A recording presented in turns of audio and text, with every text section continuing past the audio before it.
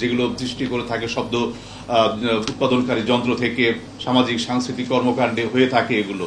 তো এই বিষয়গুলোকে আমরা যথাযথভাবে নিয়ন্ত্রণ করব। ডিএমপির কমিশনার মহোদয় তার তরফ থেকে বলবেন কর্মসূচি, আমরা আমাদের কি করণীয় গ্রহণ করেছি সে বিষয়ে বলতে পারি। আমাদের পর্যাপ্ত সংখ্যক ম্যাজিস্ট্রেট ডিপ্লয়েড থাকবে। আমরা কিন্তু সমগ্র দিনব্যাপী এমনকি রাত্রেও আমাদের কর্মকাণ্ড অব্যাহত থাকবে।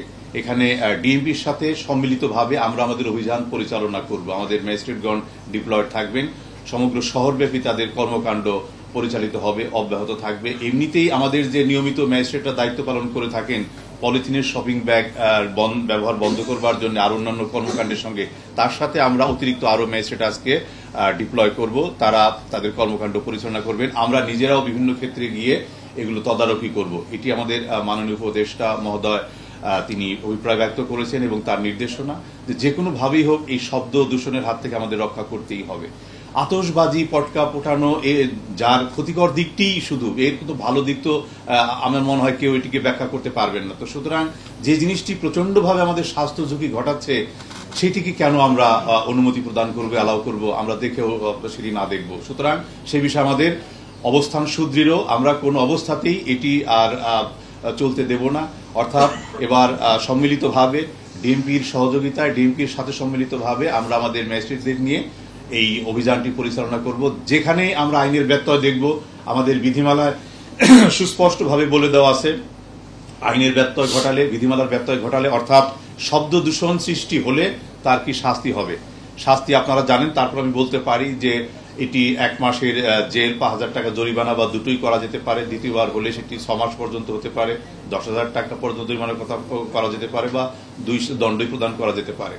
তো দণ্ডের ক্ষেত্রে আমাদের যেতেই হবে যদি আমাদের আহ্বানে কেউ সাড়া না দেয়। আমরা প্রত্যাশা করব সমগ্র দেশবাসীকে, এই মহানগরবাসীকে 31st উদযাপন কেন্দ্র করে, 31st ডে উদযাপনকে কেন্দ্র করে যাতে এমন কোন পরিস্থিতির সৃষ্টি না হয় যেটা মারাত্মক শব্দ দূষণের কারণ ঘটে। আতশবাজি, পটকা ফোটানো এবং উচ্চস্বরের শব্দযন্ত্রের ব্যবহার এই সহ যাবতীয় যে কর্মকাণ্ড এগুলো থেকে বিরত থাকতে হবে। আমরা এই বিষয়গুলোকে সুনিশ্চিত করব।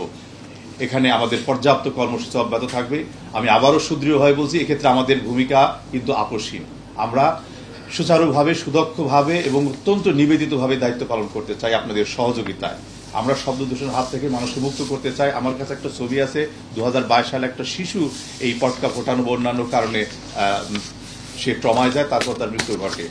অনেক বয়স্ক লোক আছেন, হার্টের রোগী আছেন, বিভিন্ন ধরনের রোগী আছেন যারা এই শব্দ দূষণের কারণে আতঙ্কিত হয়ে ওঠেন, তাদের ব্যাধির মাত্রা বেড়ে যায়।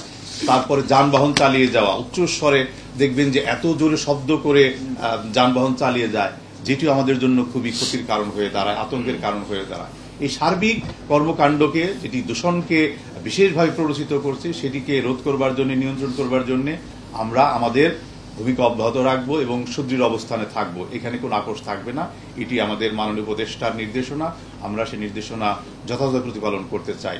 তো আমার মনে হয় যে আমি যা বলেছি, যা বক্তব্য আপনারা বুঝতে পেরেছেন। আমাদের অবস্থান সুস্পষ্ট করেছি। শব্দ দূষণ নিয়ে অনেক বিস্তারিত বলা যেতে পারে, তার ক্ষতিকর দিকে আমি 2-1টি বললাম, আরো অনেক আছে যারা এই বিষয়ে অভিজ্ঞ, তারা আবার বলতে পারবেন। আমরা সাধারণ দৃষ্টিকোণ থেকে যে ক্ষতির বিষয়গুলো বললাম, এখানে শব্দ দূষণজনিত কারণে যে মৃত্যু ঘটে, অর্থাৎ শব্দ দূষণজনিত কারণে যে রোগের সৃষ্টি হয় তা থেকে মৃত্যু, এই সংখ্যাটাও কিন্তু খুব আতঙ্কজনক। প্রতি বছর প্রায় আনুমানিক 12 থেকে 15,000 লোকের মৃত্যু ঘটছে এভাবে। তো এরকম আরো অনেক স্বাস্থ্য ঝুঁকির বিষয় আমরা উত্থাপন করতে পারি। এই সার্বিক বিষয় বিবেচনা রেখে আজকে যে পরিকল্পনা রয়ে গেছে, শব্দ দূষণ ঘটতে পারে যেখানে পটকা ফোটানো, আতশবাজি ফোটানো, আমি বারবার শব্দগুলো উচ্চারণ করছি, এগুলো থেকে বিরত থাকতেই হবে। আমরা বিরত রাখবো। আমরা আহ্বান জানাচ্ছি, আমাদের আহ্বানে সাড়া দিলে আমরা আনন্দিত হব, না হলে কিন্তু আমাদের আইন শৃঙ্খলা কার্যক্রম, আমাদের এনফোর্সমেন্ট বিশেষভাবে বলবৎ থাকবে, আপোষহীনভাবে। আর কাবিল বাংলাদেশের একমাত্র ইউএল এবং ভিডি সার্টিফাইড কেবল, যা A গ্রেড LME